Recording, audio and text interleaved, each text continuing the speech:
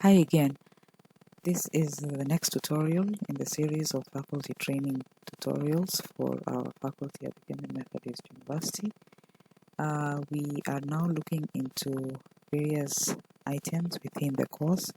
We, in the last tutorial, looked into how we can be able, what are the various menu items once you are within a course and what each one of them, what the functionality of each one of them is.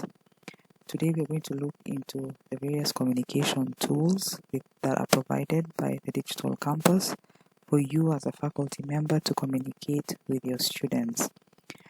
Once you log in into a course that you have been just enrolled into as a faculty member or as an instructor, this is what your normal page would look like. You have the menu items on the left side, starting from the home all the way to the settings. You will have a setup checklist button which allows you to check whether you have uploaded or done the necessary items for your course. And on the right side is a status for your course which tells you your course is either unpublished or published. And in our case right now, you will notice that the course is still unpublished.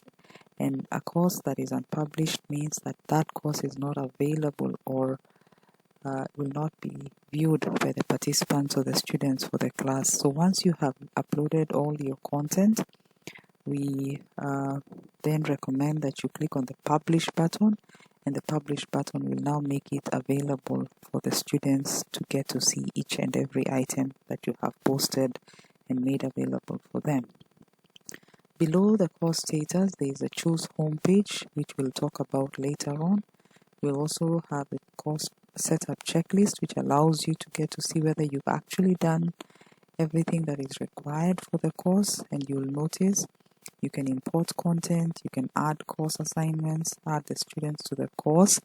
But for us in KEMU, the e-learning administrator is the person responsible to adding all the students into the course for you, because this information comes from the students information system, and we are able to pull that resource from the enterprise resource planning system of the university and create those student profiles within the digital campus.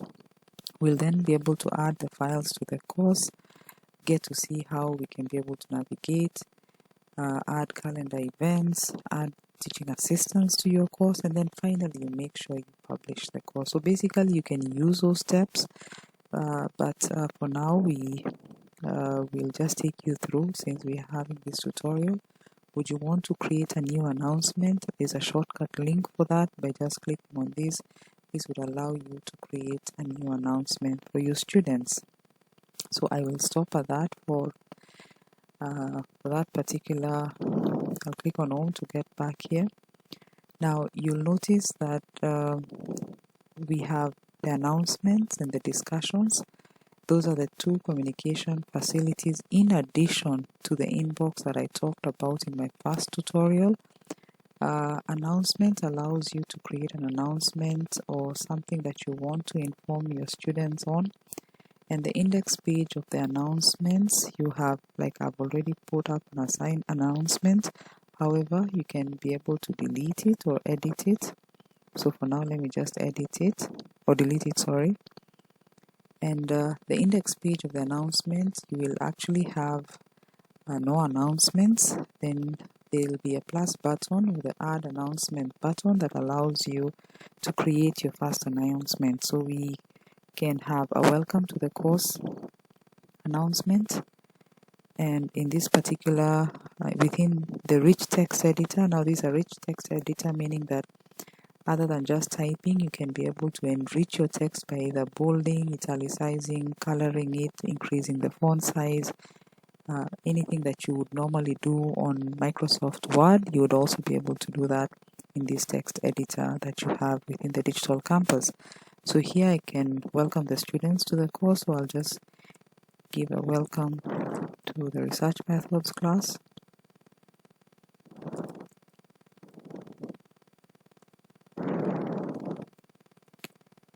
And you can go on and say more things about this. I'll just stop at that. And once I'm done, I may not really want users to post anything. but I can click, once I'm done with my announcement, I click on save, and it takes that announcement back to the index page of my announcements. And this still allows me to edit the announcement, and I can click on delete as on the settings icon. I can mark it as all read, I can delete it, or I can even just close it for comments, meaning that I'll not have anyone. This is basically an announcement where I just want to inform you. It's not a dialogue. I don't want to hear or get any feedback based on my announcement. So that is what that button is for. So I'll go back to the announcements. I'll still click on announcements, and you'll now notice that the index page of the announcement already has the first announcement that I put up. Once I'm done with that, this is very important to know that the second communication facility provided by the digital campus is announcements. The next facility provided is to ensure that you're interacting with your students is discussions. So I will click on the discussions link, and you'll notice that I have already posted a few discussions. If I hadn't done this, I'll delete all of this. So there's a settings icon that I can be able to delete that particular discussion.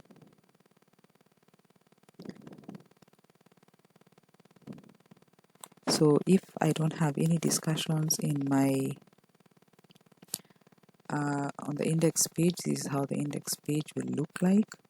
So for me to be able to add a discussion, on the top right corner there is an add discussion button, which once I click on it brings up the discussions page, which I will be allowed to type in a topic. So I can just, what is sampling, maybe, because we're talking about research methods here.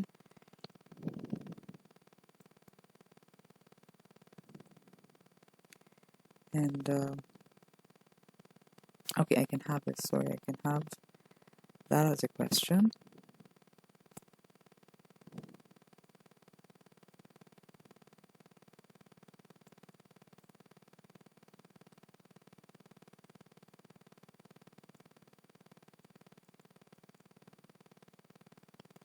So I can type in, that's my discussion question, and the title is simply sampling.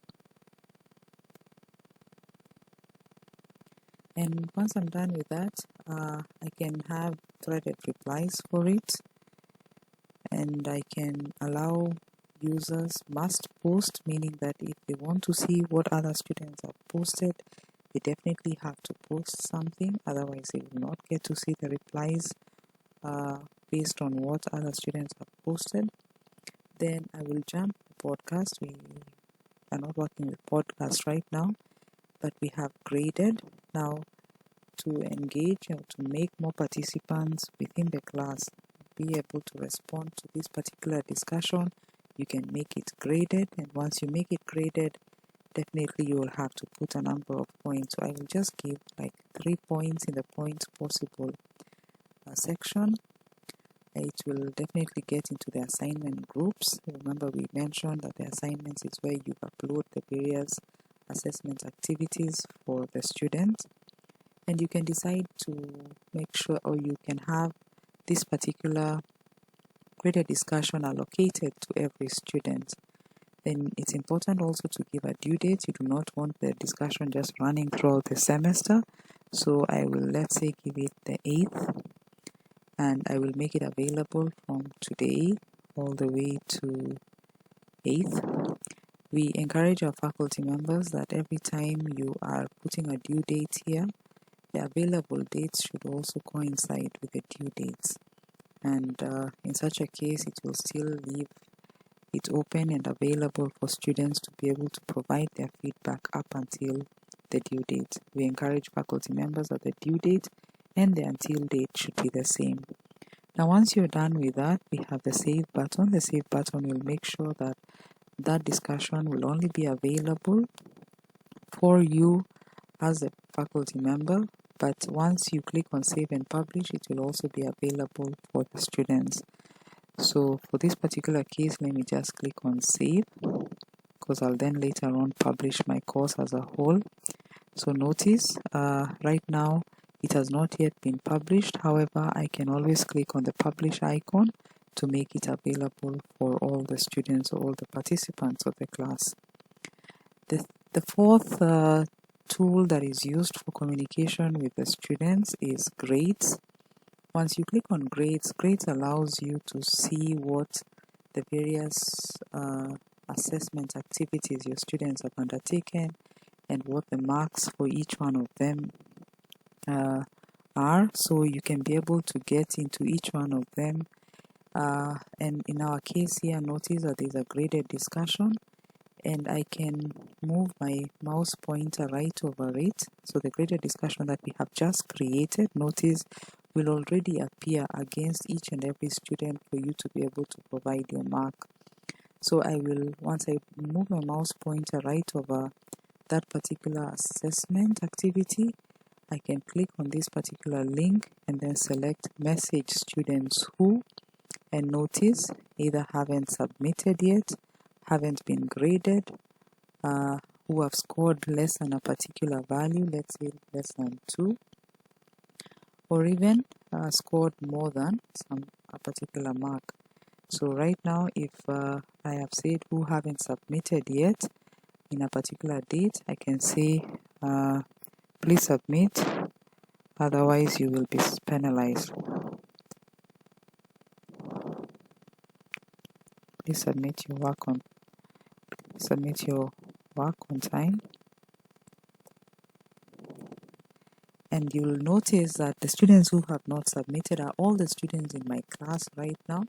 And once you are done with that, you can click on send message, and on the grades side, on the grades section for the students against that particular assessment, they will actually get a message showing them that they did not submit their assignment. So those are the various tools that I used for communication. Just a recap on each one of them.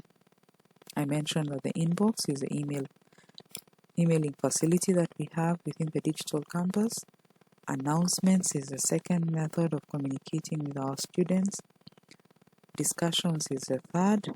And then within grades, you can be able to pinpoint to each of the students based on what activities or what they have done or not yet done, or what they have got either less or more than, and that is also another form of communication for our students from you as the faculty.